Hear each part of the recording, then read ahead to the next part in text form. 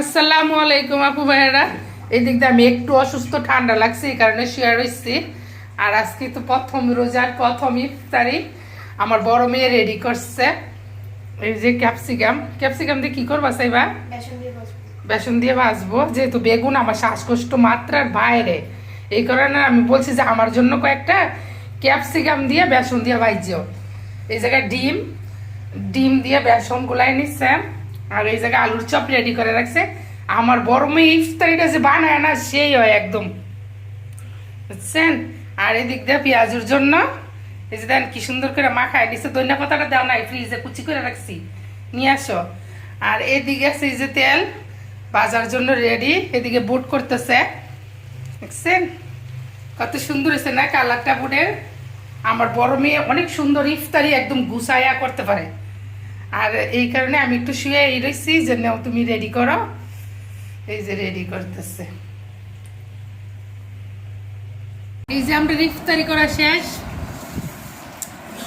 আর শুধু ইটা দেখানোর জন্য আবার ধরলাম, ইফতারি করা তো শেষ। ইফতারি করার পরেও এগুলা রয়ে গেছে। এখন যে নামাজ পড়তে গেছে শাবাবের আব্বু সবাই, এখন মনে করেন যে পরে যদি খাইলো আর নাহলে রয়ে যাবো।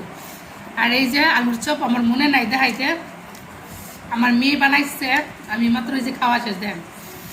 আর এই যে ক্যাপসিকাম, এটা দেখানোর জন্য শুধু আসলাম। এই যে সবাই শুধু বাগুনের পিছে দৌড়াইয়েন না, ঠিক আছে। এই যে দেখেন দেখেন এই যে ক্যাপসিকাম দিয়া করছে, সেই সুন্দর হয়েছে। অ্যালার্জি যারা আছে হেরা এইভাবে করে খাইতে পারেন। ক্যাপসিকাম দিয়া বেগুনিটা করছে।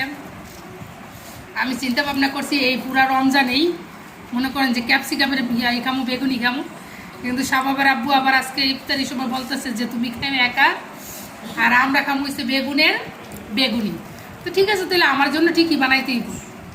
এই যে দেখছেন অনেক মজা হচ্ছে।